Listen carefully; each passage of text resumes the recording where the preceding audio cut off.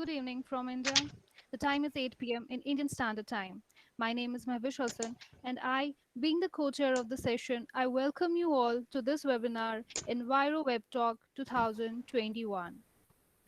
Dear Sir, on behalf of School of Civil Engineering, Lovely Professional University, I welcome you for your session on the topic Examination of Impact of Human Health using Concepts of Air Pollution, Climate Change, and Radiation. I'm glad to introduce Dr. Amit Srivastav, Professor and Head of School of Civil Engineering LPU, who will be chairing this session and will be co-chaired by me and my faculty, Ms. Monica Verma. Now, I request Ms. Monica Verma to take over the session and start the proceedings. Over to you, ma'am. Thank you, Mahvish. It gives me an immense pleasure to introduce Dr. Ashok Kumar to our audience who have joined us on this Google Meet platform. Dr. Ashok Kumar is a distinguished university professor, emeritus since 2020. He was a professor and chairman of Department of Civil and Environmental Engineering at the University of Toledo, Ohio for over 15 years. Dr. Kumar is an outstanding university educator and taught both undergraduate and graduate courses in air pollution control. He directs research on both theoretical and applied topics in the field of air quality modeling, risk assessment, and application of computers. Before coming to Toledo, he works for Syncrude Canada Limited as an atmospheric physicist, where he developed, planned, and conducted studies related to dispersion of emissions of a tar sand plant. Dr. Kumar received his Bachelor's of Science and Engineering honors from Aligarh University in India, 1970, his Master's of Applied Science from University of Ottawa, Canada, 1972, and his PhD from University of Waterloo, Canada, 1978. He is an honorary member of Air and Waste Management Association, and throughout his distinguished career, Dr. Kumar has received grants and contracts worth more than $5 million from industry and regulatory agencies, authored or co-authored more than 500 peer-reviewed papers, book chapters, conference papers and report, edited 3 conference proceedings, 3 books, and 10 journal issues, and co-authored 5 books.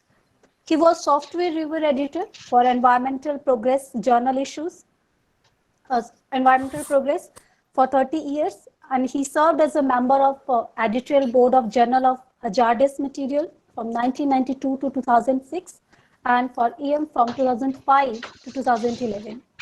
He has also guided and mentored over 100 graduate students in their pursuit of advanced engineering knowledge.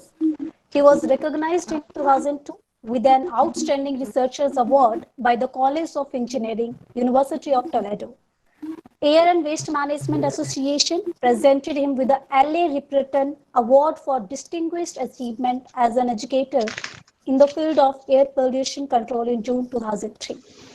And Dr. Kumar has served as a reviewer for several journals, ANWMA publications, scholarships, book publisher, grant, and corporation. He was chair of the ANWMA's Education Council from 1998 to 2001 and chaired 2 task forces on online library and retention and growth of membership for AWMA board in 2002 and 2003. He was a member of the Committee on FE Examination for NCEs in 2002 and 3. He has given continuing education courses on air quality modeling at workshops and conferences arranged by different organizations, the University of Toledo, IIT New Delhi, and Finnish Meteorological Institute also. He organized 2 specialty conferences for ANWMA with other members in 1988 and 2005. And he also organized the first Ohio Air Pollution Research Symposium in 2002 under the sponsorship of Ohio Air Quality Development Authority. He was involved in the development of 4 international conferences in India during 2005 to 2018. He was the chair for a conference on Sustainable U, Perspective on Sustainability in Higher Education and Beyond in Northwest Ohio in November 2012. At present, he is serving on editorial board of 3 technical journals, He has appeared on TV and radio stations and in public forums and newspaper to discuss air quality problems, and he has provided consulting services to several corporations. So now I hand over the session to our session expert to deliver talk on the topic examination of impact of human health using concept of air pollution, climate change and radiation. During the session, if you have any question, you can just put the same in the chat box, or you may ask the question at the end of the session. And one more request is there, do not unmute and turn on the camera during the session. Over to you, sir. Okay, thank you very much for nice introduction. First of all, good morning or good afternoon, wherever you are. I'm going to discuss these concepts. It's the same topic which I wrote down before, but I sort of modified it a little bit based on the emphasis which I'm going to put. So I'm going to emphasize on how air pollution work, climate change work, and radiation work, which we have been doing, impact the human health and how it is connected. So first of all, right now, because of COVID, people are talking about public health. And basically, public health is protecting and improving. And public health departments have been around even before the environmental field grew up in the United States. There was a separate agency in the US, public health department, and they were looking at healthy lifestyles or looking at diseases, preventing and detecting infectious diseases, and they were concerned about the overall public health. So that's part of the public health department. And before 1970, the public health department in US was handling air pollution problems. Then what is environmental health? So as a result of public health is a broader subject. The environmental health is the science and the practice. You look at the aspect of what is involved, what is the science behind all the environmental health problems which we are seeing, and how do you apply these? And that's what the environmental health professionals do. Whether it is air, water, waste, or land, so there are different fields which are involved as shown over here. Then environmental health, is it related to public health? Yes, it is a branch and it is a key part of public health.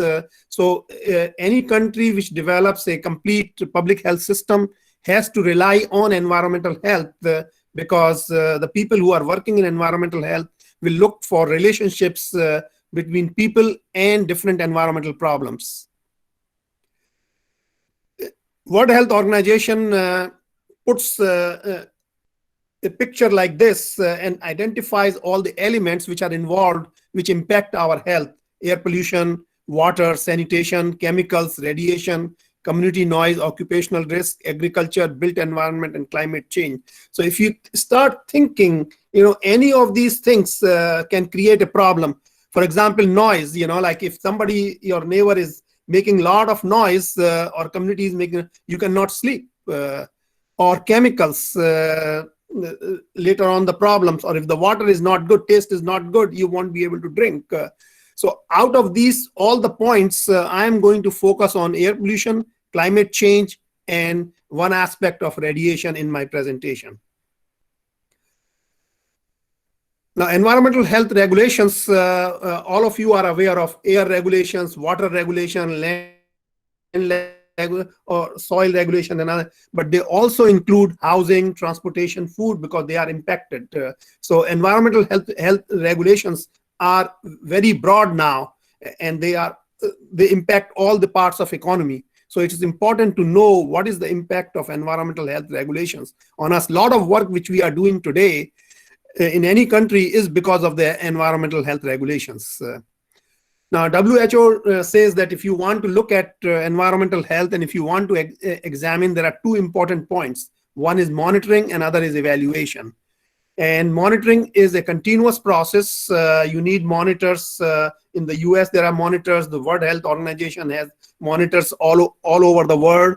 And then you look at these activities and they are reported on a regular basis. You get the feedbacks from people who are using it. In case of WHO, it are different countries who gets the feedback, and you prepare policies progress reports so that they can be reviewed and one can ask basic questions when you are evaluating.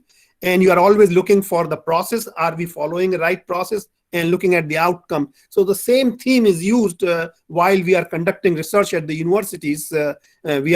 Some of us are doing monitoring or doing the lab experiments, and then we are evaluating the results and developing models and applying those models. Now, as a result of the problems, in 1970, the US Environmental Protection Agency was created. Before 1970, as I said before, the Public Health Department in the US was taking care of air pollution problems. And the whole goal of the Environmental Protection Agency in the United States, as well as in other countries, is to protect human health and environmental health. So those are the basic premise behind forming the agency. They use fines, sanctions, and other procedures so that people follow these rules, and they promote different programs like energy efficiency, sustainable growth, air and water quality, and so forth. US EPA plays an important role in the environmental health area, and similar agencies are all over the world in different countries. And here are some interesting facts so that you can understand why environmental health is important and air pollution is important. 3.4 million people die every year as a result of air pollution. 6% of the global deaths are attributed to outdoor air pollution. And in some countries, it can be more than 1 in 10, like half of the people, could be that.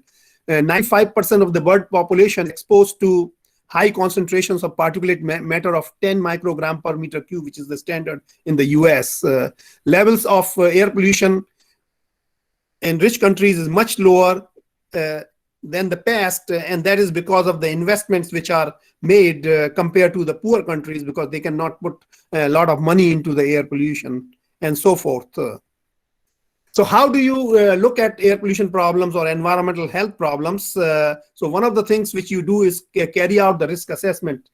When I went to school, risk assessment was not very popular. It was not being done. At that time, we look at the concentrations and we look at if the concentrations are high and so forth.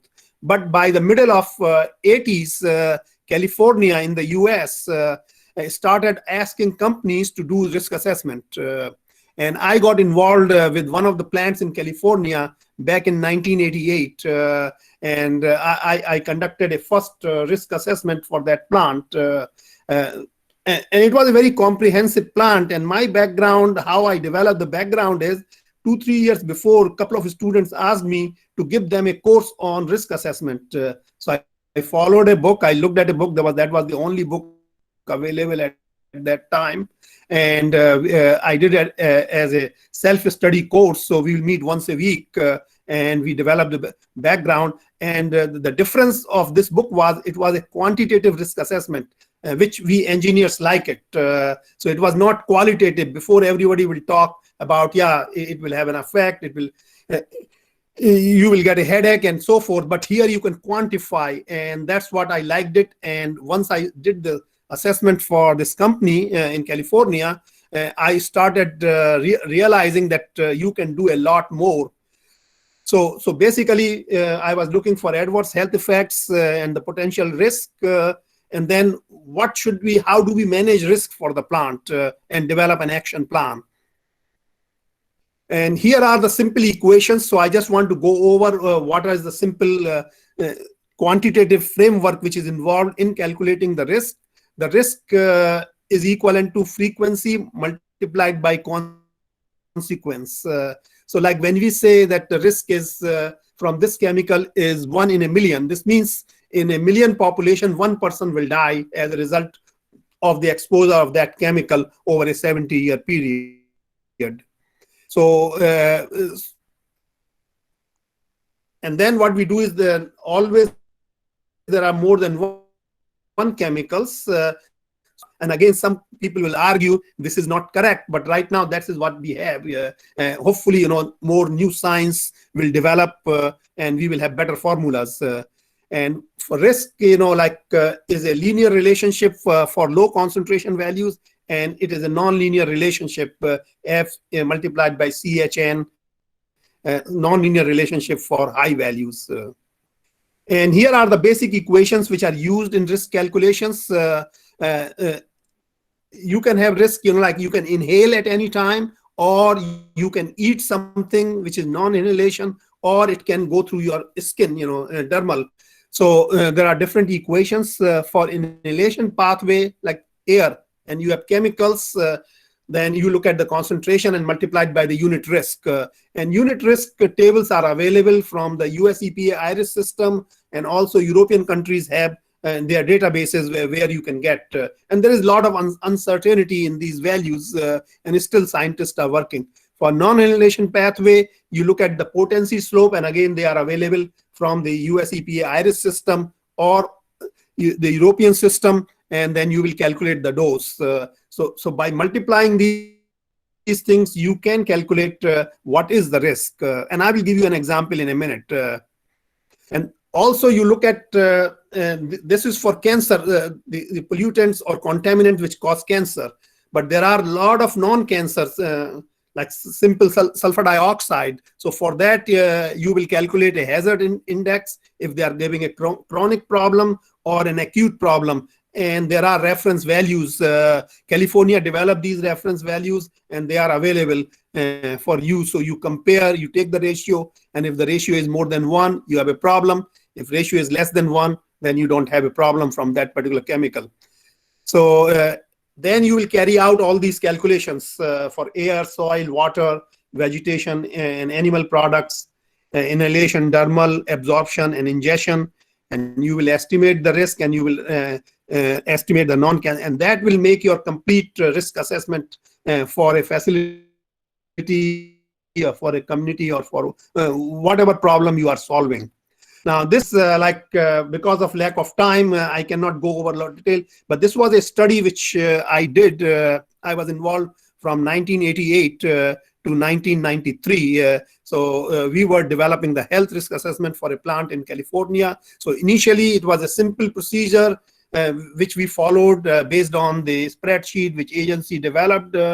So we followed that and developed the risk assessment. Then the agency said, we want you to put a detailed risk assessment plan for this plant. So then they had a computer program which we received, and then we used the computer program to develop it. So first we had to carry out the modeling. At that time it was the ISC model, and also we had to first analyze the whole plant, look at all the chemicals, make a list, and then if the concentration, if the emission rates were more than certain amount, then they all have to be considered. So once we developed this whole list, then we looked at whether they will cause cancer or non-cancer, whether there's a single pathway or multiple pathway. We carried out this analysis, and here is sort of an isoplath.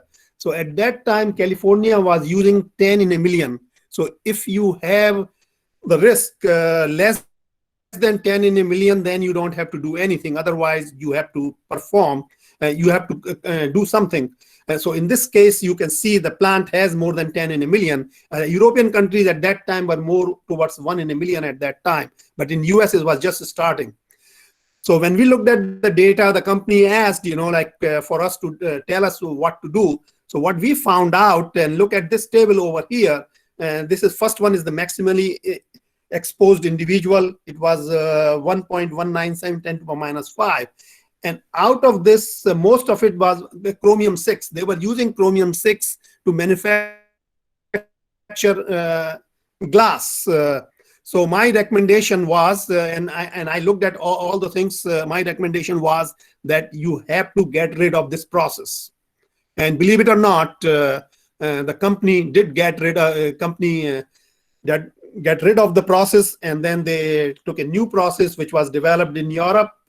They brought it to the United States and spent all the money because they didn't want people to get worried, once the report gets out in the public, because the agency will eventually put the report, and if they can remove chromium 6, which they removed the entire process and developed a new different process, then you can see they will not have any risk or very little risk.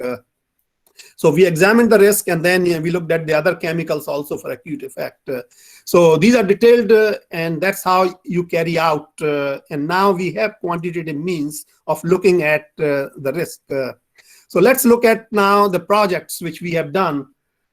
So now, so far, we discussed about environmental health. We discussed about the risk. How do you conduct risk? So I will discuss three different projects which we have been involved.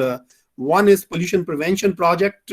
Again, the idea is to reduce risk, to reduce chemicals. And then again, second one is climate change. I have been asked by different publishers to develop different chapters for them. And then I had graduate student who worked on looking at climate change. And the third is radon radiation problem. Radon is a odorless gas which enters into your house and can cause lung cancer if you are exposed to it. So three different topics. So I will discuss each one of them. The first project, pollution prevention, we received funding for 20 years from the U.S. Environmental Protection Agency. And again, the views which are expressed are mine and my students' views. And it's just, like we are using examples. So basically, the pollution prevention is that you want to reduce, eliminate, or prevent pollution at the source. And that's what US EPA definition is. Less pollution means less hazard. So it will be less risk to the public health and the environment. And how the public is affected, an ounce of prevention is worth a pound of cure. So if we can reduce the amount of chemicals which are thrown into the environment, then public will be much safer. And local health departments are already involved in these activities. And what you do is you work with community and then try to work out and how do you solve the problems and how you can prevent the pollution effects. For different sectors, here is a list, and this is just not a complete list, but some examples. What can you do in terms of pollution prevention activity? For example, energy sector, you can use fuel sources which do not have enough those toxic chemicals, or you can increase efficiency of energy use. For agriculture sector, you can use the reduce of water and chemicals. And industrial sectors, use of less toxic substances or non-toxic. And companies are doing this. When we do assessment, we propose companies different solutions. For homes and schools, reusable water bottle instead of a bottle and then throw away. Turn off your lights or automatically turn off lights as you come into the house. And so forth, and use green cleaners. So there are steps which you can take and which we can be suggested, and that's what we did in conducting these assessments over the last 20 years. And here is some example of the assessments. One is shown from a hospital, the red waste, so it does not go into the regular waste. So it can be treated separately and it will be cheaper. And then you start looking at how do we reduce it, or use of LED bulbs, which uses less energy, using Energy Star appliances like a refrigerator, which you use now, cost $8 or $9 a month in electricity, as compared to it used to cost over $20. And again, the cost is reducing. Food waste composting, you compose the food and use it. Motion sensor lighting in different areas, as you can see in the washrooms. You go as soon as you enter, there are motion sensor lights. They will come up, so you don't have to use. And managing the storm water. This was the project which we did at the university itself, looking at the water and how do we manage it so that it can be used, and so forth. These are some few examples. And another important point is when you are carrying these assessments, we have to make sure that we are carrying out these assessments also in areas where poor people live and have low economic activities. So these are, as you can see over here, the red areas over here and yellow. So these are where poor people are living, and we did conduct assessments. More than half of our assessments were in areas where people of color or people of low income group, and they were living in these areas. So that's part of environmental justice. Now, what we have done in terms of, here are just a list of few papers, recent papers. We put together one on climate change, as I said, on radon, world biodiesel policy and production, and then looking at agriculture biosolids applied to agriculture field. We examined those, and we have about over 20 journal papers on that subject, which we put together over time. And then we are in process of working on some book chapters which are in press now on pollution prevention and environmental justice, and also a number of conference papers involving pollution prevention, environmental justice, and risk. So you can look at this list if you are interested in getting more details. So let's see more. So what I'm going to do is, from one of the conference papers, which was recently done in January, we did a study of looking at the role of pollution prevention to improve public health and well-being. Like everybody talks about it, but let's say look at quantitatively. So what we did was we analyzed the data from the US EPA system, where the companies report their annual emissions, and try to find out whether the health risk is associated with the declining industrial pollution or not. For doing that, we looked at the data from this. We looked at the risk analysis, and then we looked at the reduction in death rate. So I will show you some graphs, and these are the facilities which are all over the United States, which report the toxic releases to the US EPA on July 1 every year. So we were able to get the database for over last 20 years. And in the next slide, you will see on the left side, from 1990 to 2017, different air pollutants, and there is a decline of these air pollutants which you are seeing. So the emissions are reducing, and if we look at the outdoor air pollution death rates, which scientists have computed, you can see a decline. So as the emissions are declining, release of emissions are declining from US industry, we are seeing a decline in the outdoor air pollution. So this means the pollution prevention is playing some role. Then we looked at more closely at the cancer risk. If we look at all the facilities, whether they are participating in pollution prevention or not, we are seeing an increase in the cancer risk from those facilities. But if we look at the facilities which are participating in pollution prevention, doing these pollution prevention activities, we see a definite decline. So from these charts, we can say that if any nation starts pollution prevention program, definitely they will cut down on the risk on the public, and public will benefit, and the companies also benefit in the long term. So let's move on to the next topic, which is climate change. Climate change is an important topic which affects all of us because of clean air, safe water, drinking water, food, shelter. And then why the climate change we are talking about? Because we are seeing rising in the surface temperatures, rising in sea levels, melting of snow, increasing climate. When I was in Alaska, I could see that a lot of peaks, which you see the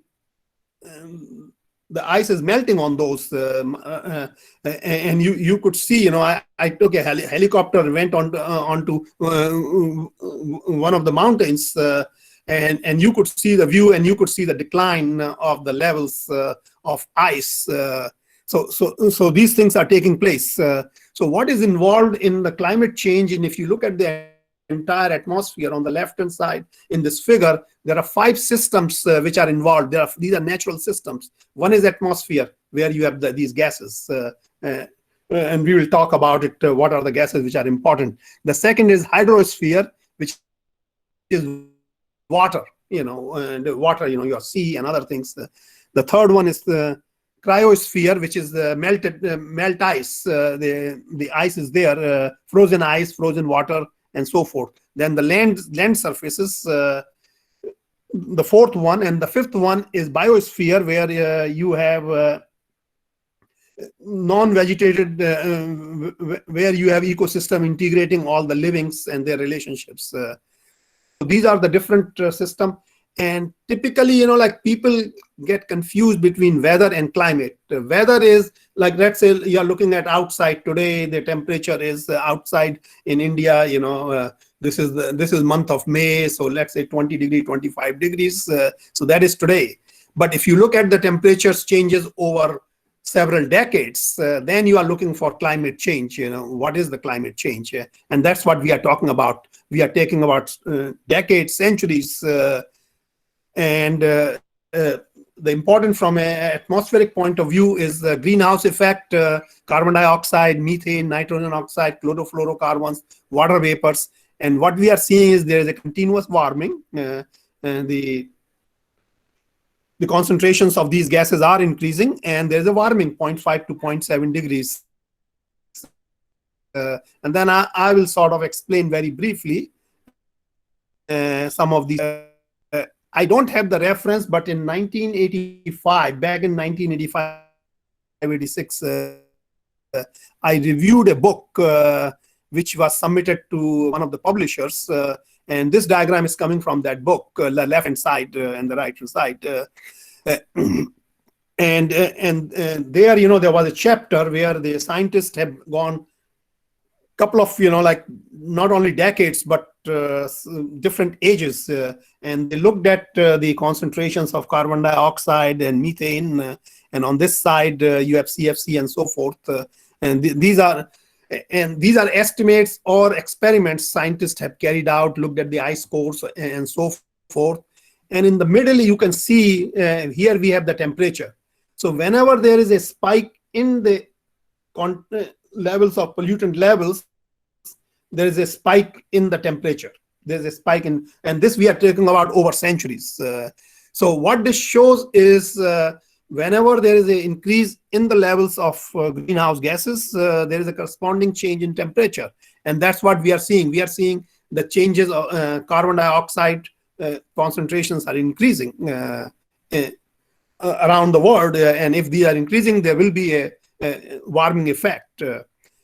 And another important point is this one, like scientists have analyzed all this and then try to find what is the fundamental processes which are important. And this sort of gives you an idea and will also tell you where your emphasis should be. So they found that a factor called radiative forcing can explain about warming and cooling. So here they have these red marks is the warming effect of different gases or different things which are taking place, and then the blue is the cooling. And here you can see carbon dioxide watts per square meter, the warming, and then black carbon over here. So here long-lived carbon and short-lived. Like carbon dioxide stays for over 100 years in the atmosphere. If you release today, it will take 100 years for it to sort of get eliminated from the atmosphere. But while there are short-lived substances, for example, black carbon, in 1 week or 2 weeks, it will be eliminated. But the effect of the black carbon for heating is several thousand times as compared to the carbon dioxide.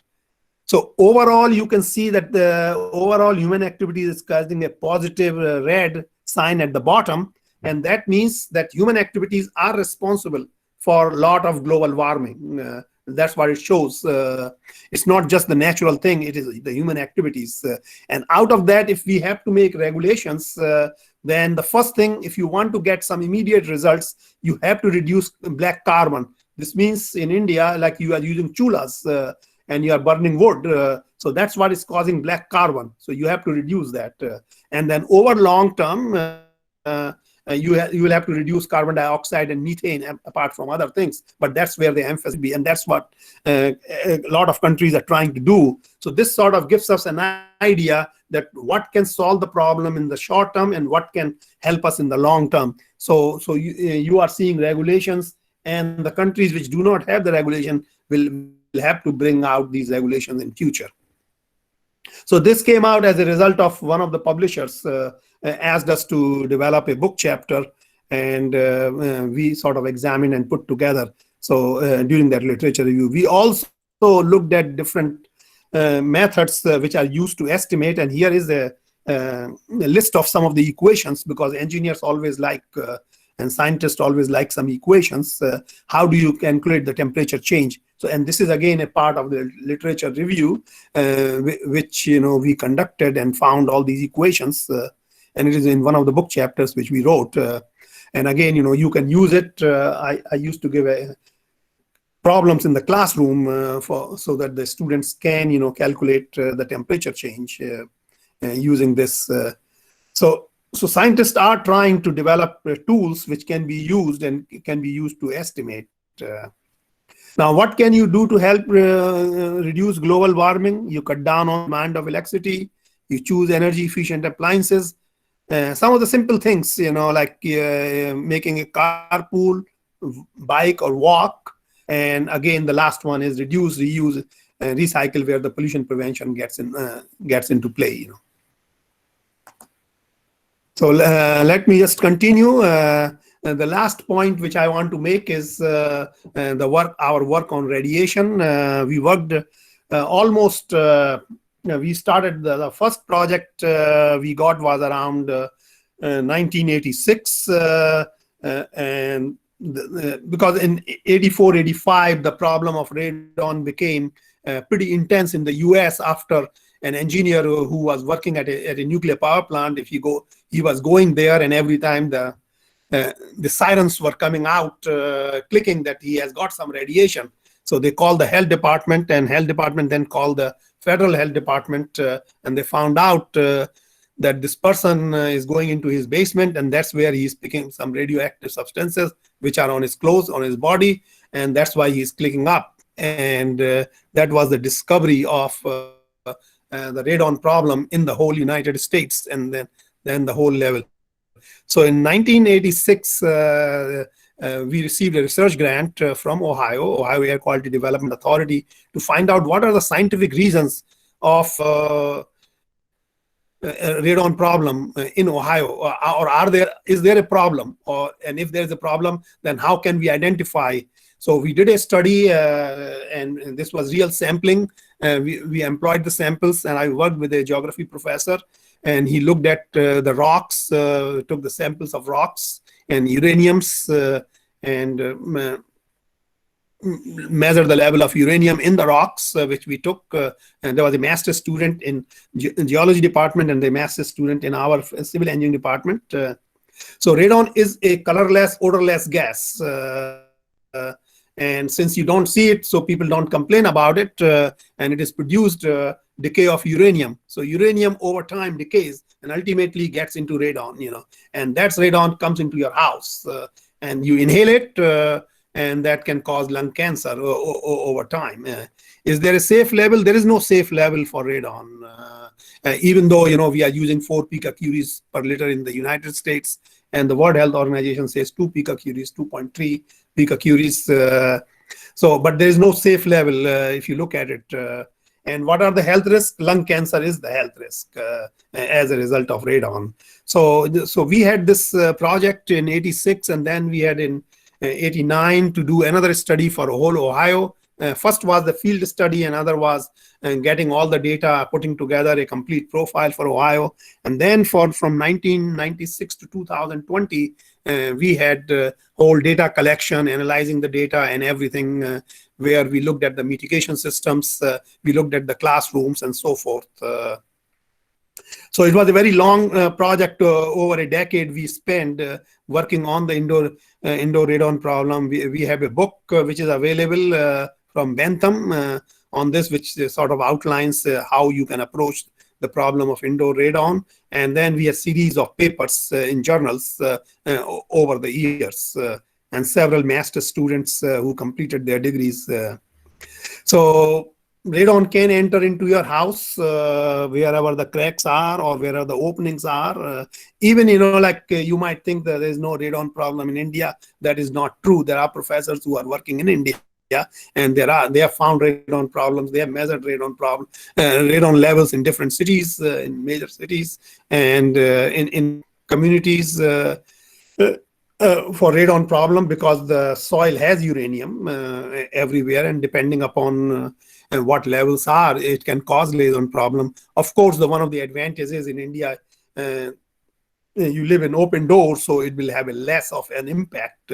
But wherever there is a problem, people are impacted as a result of this.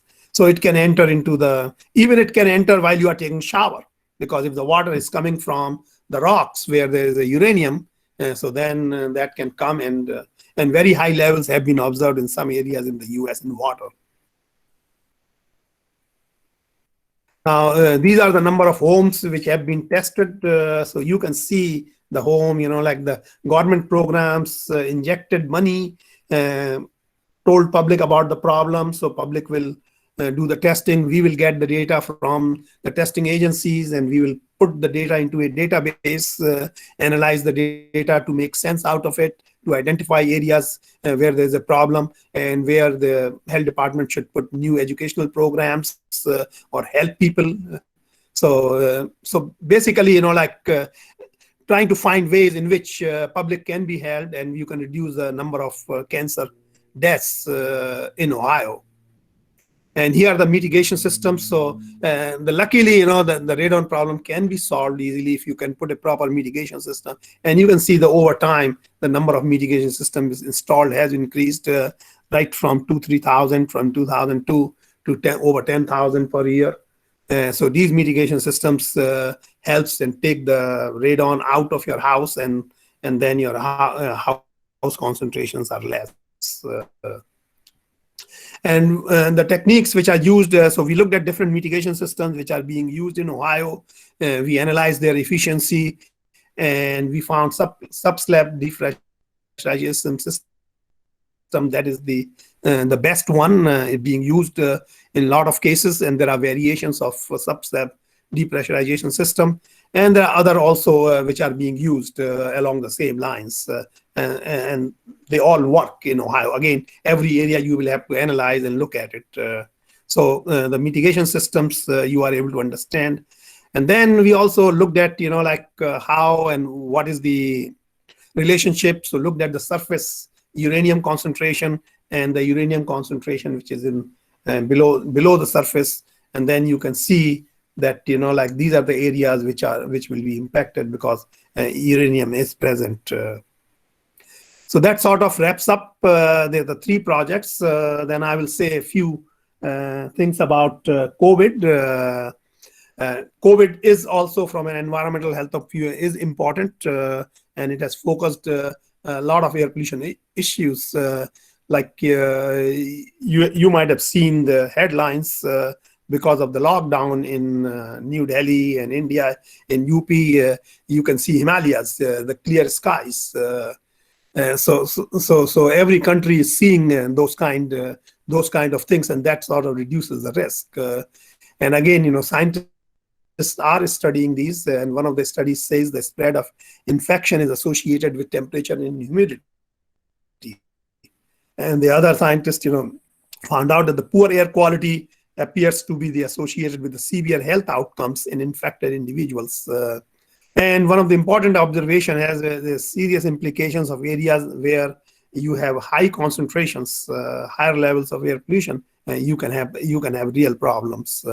So it is important that we keep up with the clean air, for COVID, and try to provide more ventilation. So, and that is an emphasis in US now for restaurants, for buildings, for aeroplanes. So that by providing the more air, then you will dilute, and hopefully people will not get infection. Now let's look at some general wrap-up comments. How to improve environmental health, and this is taken from the American Public Health Association, and they are saying that you got to improve the public health, population health through healthy living. So you have to teach them about it. You have to promote health equity. This means providing health insurance, providing the facilities to low-income groups, and environmental justice across different places, and provide a voice by people so that people can come to these and tell about their problems and can put their input. So that's what the American Public Health Association is trying to do. And here you can see the chart building the community partnerships, different partnerships. Then environmental health is the air you breathe, like even though, the number of vehicle miles have decreased, but over the years with the regulations, the total emissions have reduced. And the radon problem is agencies in different states are taking care. They are helping public. They are putting mitigation systems so that less number of people die from lung cancer as a result of radon. The water you drink, like providing testing, treating the water, and there are laws. The federal government is providing the money to improve the systems so that less and less number of people have problems as a result of drinking water. And then the food you eat, they are educating the people, they are inspecting the food, they are investigating the problems, even though even 1 in 6 Americans, they get sick, from the food. So they are all part of them to improve the environmental health. And the overall scope is the goal is overall goal is to promote healthier environment.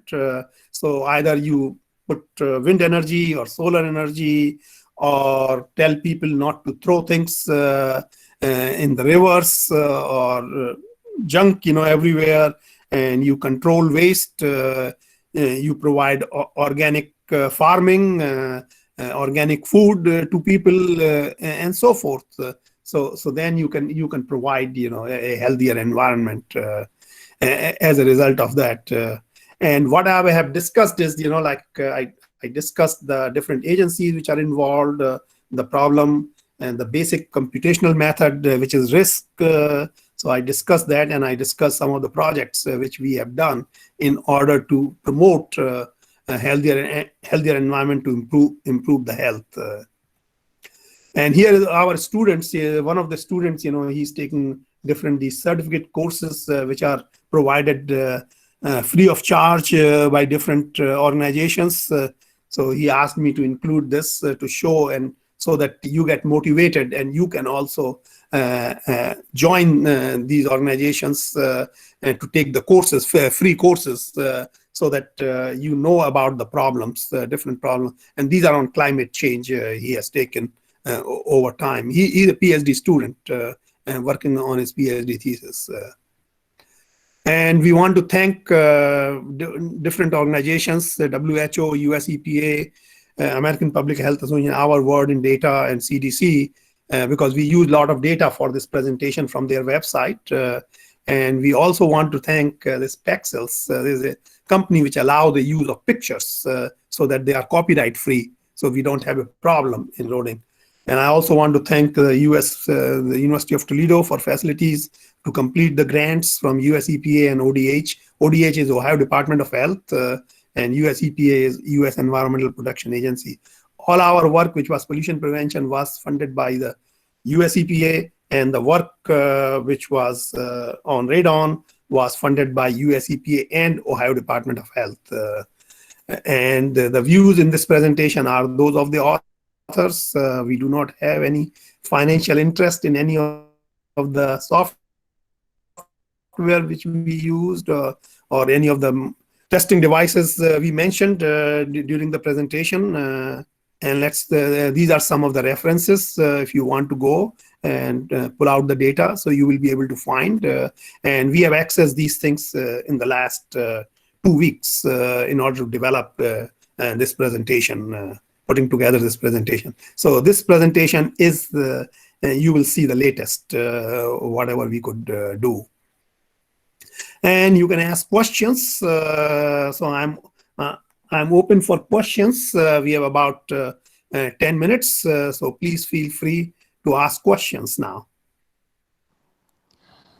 Thank you very much, sir, for giving an insight of the issue. And I was really amazed to see the points you have addressed so well in your session regarding risk assessment as an important consideration for all the assets, and also the air pollution and its impact on human health, plus the environmental impact of air pollution and how we can reduce it. So definitely, sir, we are having plenty of questions, and Mahvish will take care of that. She will let you know what type of questions we are having. So Mahvish, you can Okay, so continue. read the questions and I will answer. Yes, sir. Well, there are a few questions in the chat box asked by the audience, and as Oh, far I as I cannot can hear. see, hello, am I audible, sir?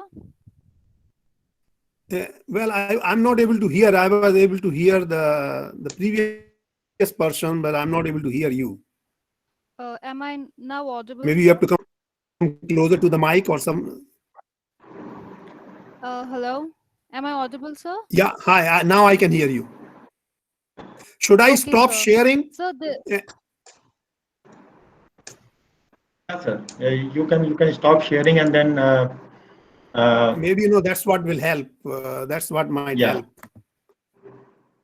yeah, and yeah, you can also go through the chat box and uh, you can see the questions in the chat box, and based Okay, how on do I go to the chat box? on the right hand side, if you see number of participants and after that there is a symbol.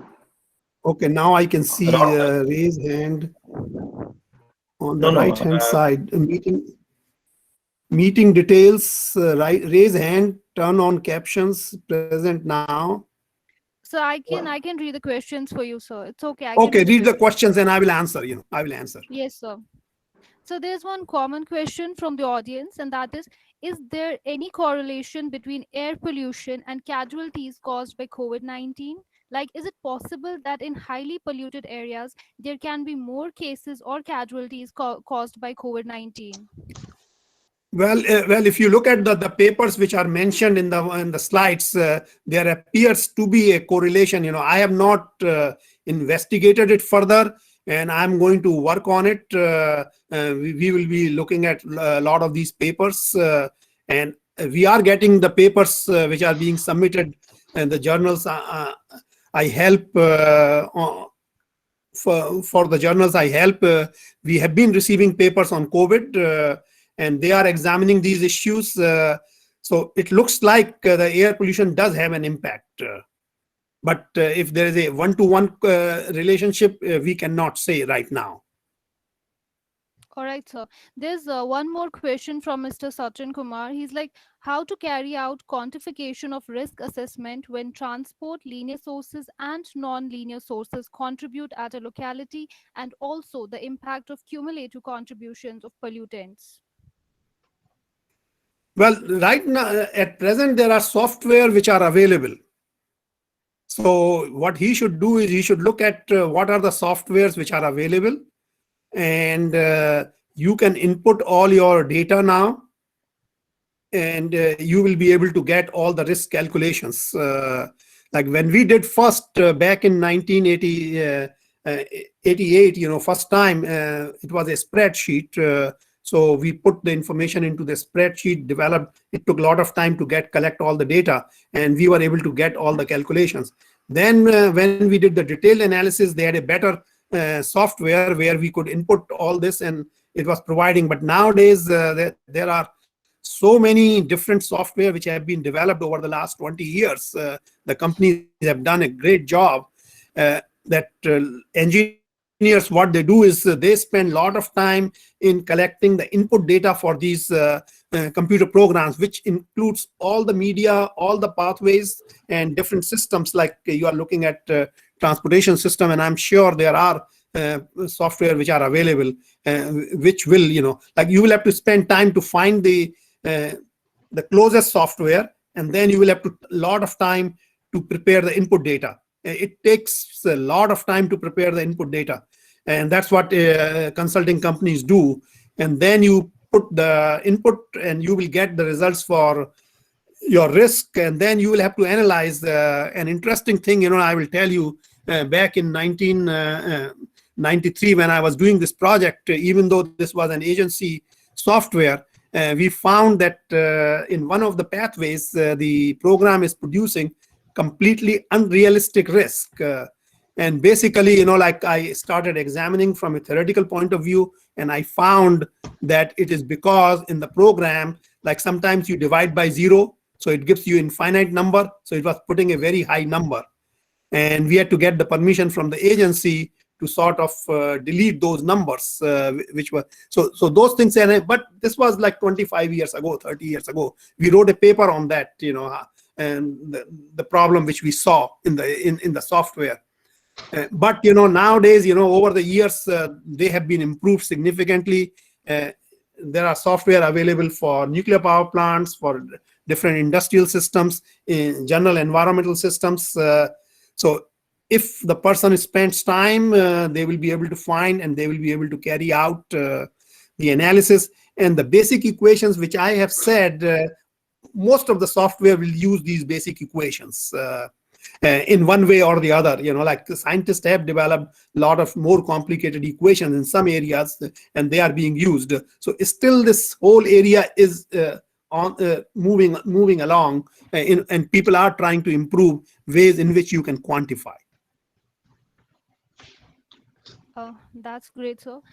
There's one more question, like what will be the minimum particle emission from energy sectors and industry sectors stacks as per What the is latest? no, can you repeat it?